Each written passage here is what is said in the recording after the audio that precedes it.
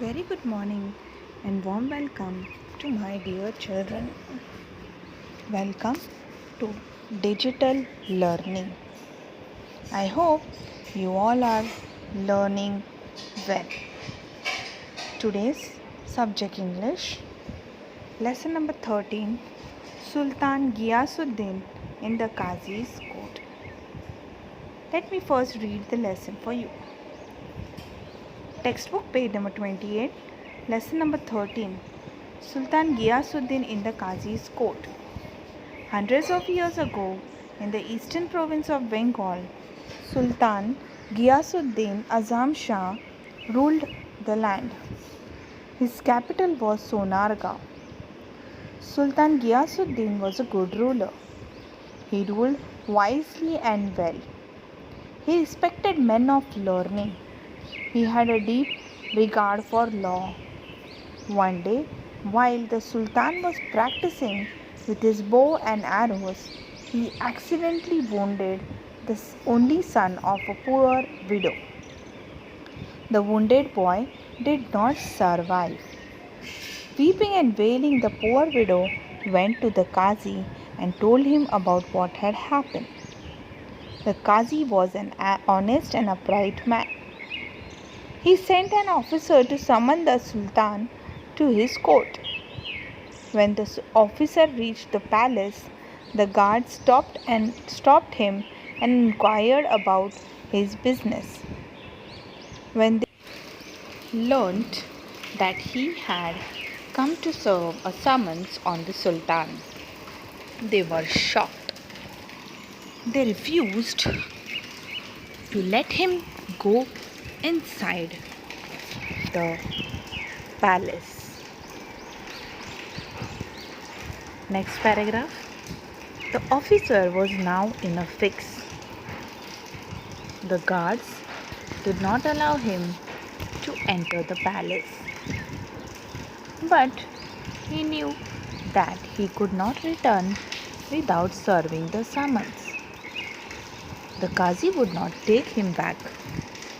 He had to find a way of reaching the Sultan somehow.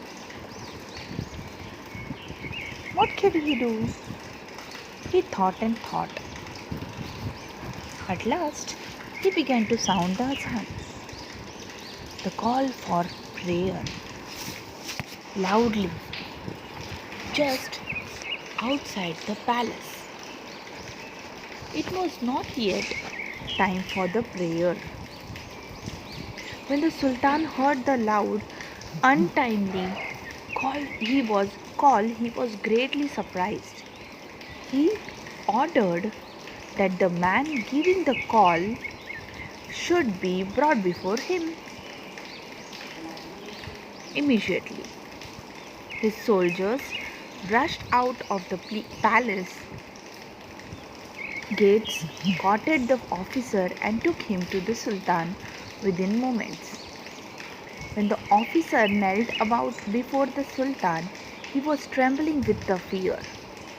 But he mustered all his courage and explained why he had given the call for azan. Then, with shaking hands, he gave the summons to the Sultan. Sultan Ghiyasuddin took it without making any comment. He read the summons and told the officer to go back to the Qazi. He announced that he would appear in the Qazi's court the next day. The next morning, the Sultan got ready to appear before the Qazi. He hid a sharp sword in his robe and set out. The courtroom was packed with people.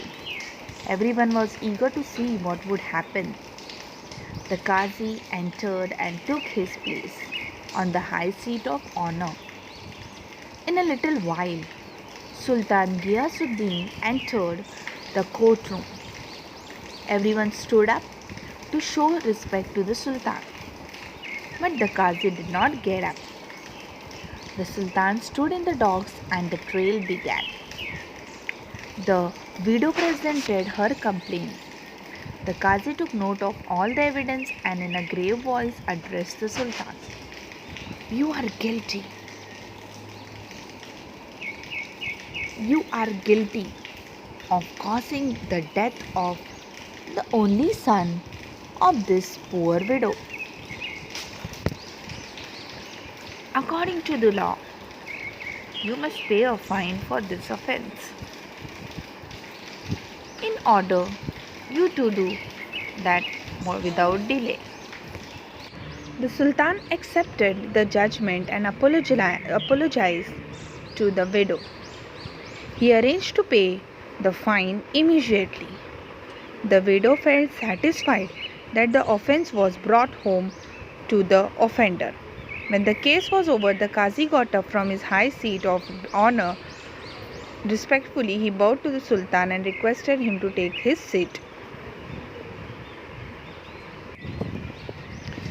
The Sultan then drew the hidden sword from his robes and told the Qazi, "I am happy that you did not waver in your duty.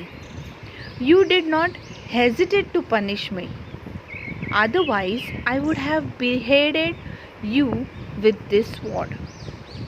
The Qazi then put his hand under the cushion where the Sultan was seated and brought out a whip.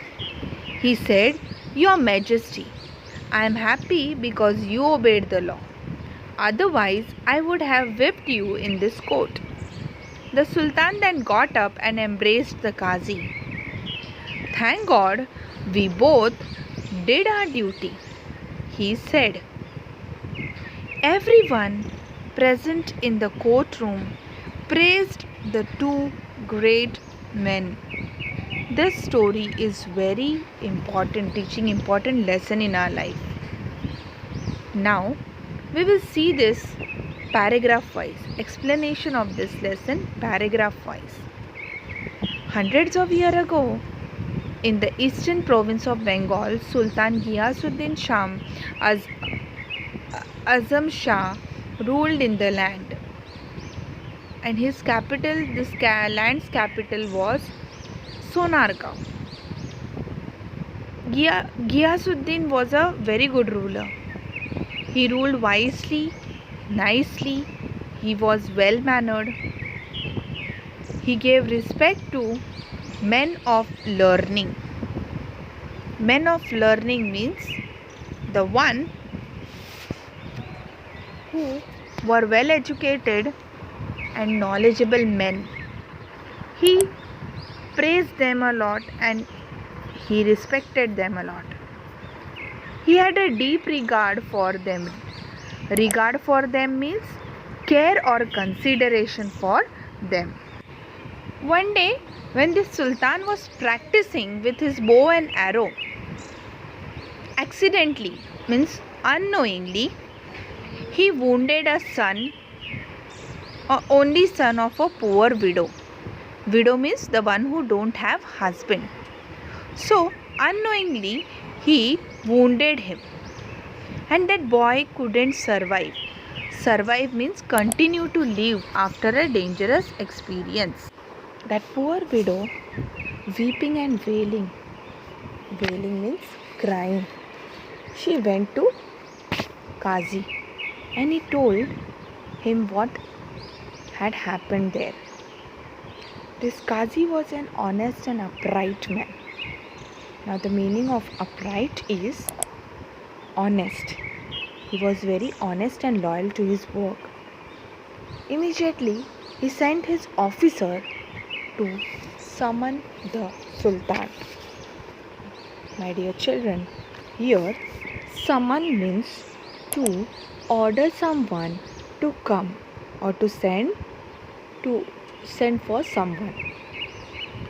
So he sent his guard sent his officer to give a summon to Sultan. When the officer reached the palace, the guards stopped him and they inquired about what is his business is, for what he has come.